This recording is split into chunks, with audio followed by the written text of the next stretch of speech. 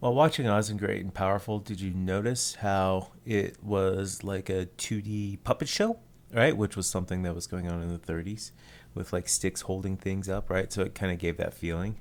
Did you notice that there were supporting factors like we had music? We showed trumpets for Danny Elfman, right? And as it pulled back, there was like a bear within a tutu or something, right? Or maybe it was an elephant in a tutu, and that was costume design, right? So this was really supporting these ideas. Not to mention, when it showed like the actors' names, they actually had things like who the actor portrayed represented somehow in that stuff, right? So yeah, it was really fun. We saw imageries like tornadoes, which is something that happens in this and The Wizard of Oz. So there's a lot of familiar images, right? And in fact, because this is an opening credit sequence, we may not know much about the film going in. But if we're watching Oz and Great and Powerful, we probably know something about The Wizard of Oz. So we have a lot of Wizard of Oz imagery in there, including like wicked witches and things like that, right? So great. So as you can see, it really supported the message. You could also probably tell the pacing, how things went really super fast, and then it paused on people's names long enough for you to read them. Right? That's something about that we have to go through as far as clarity goes, is that we have to have things up long enough for you to read. Right? Um, so a rule of thumb for this is that you should be able to read it a time and a half fast, or you can read it out loud kind of slowly, like how I am talking. And if you can read it like that, then you will probably have good enough pacing for this to be clear enough, right? Now, something you can do also, which we see in this, is consistency, right? If we go back to the Oz and Creighton Powerful, we have all kinds of frantic animation with all kinds of stuff going on. Then we pause on people's names. Yet there's still some moving things so the audience doesn't really get bored. And of course, the moving things go along with like someone's holding a stick, right, with these images. So when we have these pauses and then movement and pauses and movement and pauses, it becomes this consistent pattern of movement, stillness, movement, stillness. And this is something you have to think about in motion graphic design as well, because this, of course, is pacing, right? What's moving, what's being still, and can everything be visually noticed? By the way, did you notice that there was no color? It was just black and white, right? Why do you think they chose that? Could it be because it was old timey, took place in the 30s, right? Could it be a reference to the old Wizard of Oz where it starts out in black and white, then moves to color, right? That's why the Wizard of Oz was such a big movie, was because of that transition, right, from black and white to color. Um, right? Maybe it's having some of the same ideas. Okay, so covers clarity as far as logical animation, right? Is animation logical here? Basically, you have to ask yourself: is there a reason for the animation that you're doing, right?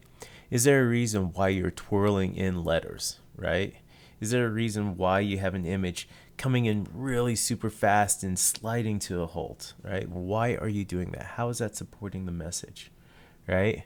You have to have a reason for the animation. Everything you do, you have to have a reason for. You just can't do it because you like it, because that's not logical, right? There's some sort of reason, and that reason should point back to clarity, right? It should point back to supporting the message somehow. Okay? Great. Now we're going to move on to, is it visually interesting? So, we can have a lot of things, right? Of course, the graphics, whatever graphics and videos we use, should be visually interesting as well. But so is the animation, right? It should also be visually interesting, right? Is it pleasant to look at? Is it pleasing? Is it supporting the message, right? Or is it distracting from the message? For instance, let's say we do a somber topic like the Joplin documentary that you're going to be working on here, right? You have something somber and then you spin in these letters, right, on rotation. So you rotate these letters in really super fast and then they land, right? You could argue that that supports the message because it looks like a tornado, and you wouldn't be incorrect, right? That would be supportive in some way, but you know what? It's going to add humor. It's going to seem funny, right? It's going to actually distract. It's going to be distracting. It's going to take away from the message because it's going to add this weird humor thing. Because when we see those spinning letters, we see them with like what? With like, come to the circus, right? Come to this kid show. It tends to be something more fun as opposed to something more somber, right? Or sad. So remember, liking it is not a reason for interesting animation, right? Okay. So now, at this point, I want you to watch this YouTube link, which I will link here in this lecture as well as on the Path document. And you will see the opening for Mad Men. You may have to watch it several times. Don't remember what season of Mad Men it is, but it doesn't really matter because all that changes are the names. And watch out for clarity. Watch out for logic of animation, right? See if it's visually interesting. If you're not familiar with Mad Men, I suggest reading something about it first, right? And just for a quick kind of overview of this for you that aren't interested with it, Mad Men is about an advertising executive named Don Draper, who's the main character. And he is married. He lives in New York City. Mad Men comes from advertising in the early 60s of Madison Avenue advertisement. And that's where Mad Men comes in, right? And they're selling things to the American public like cigarettes, alcohol, and beauty, right? They're trying to sell to the American people, right? Make these advertisements. And this is his life. But also, Don Draper is a married man living in the suburbs who is has infidelity on his wife, right? He cheats on his wife. He drinks too much. He smokes, right? He's kind of this old-fashioned white guy with lots of power, right? Who just does whatever he wants.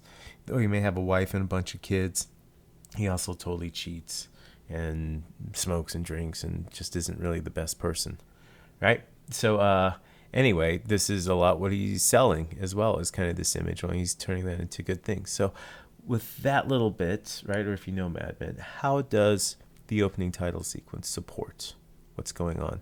Think about things like color, right? Think about the images. Think about how everything is animated as you watch this.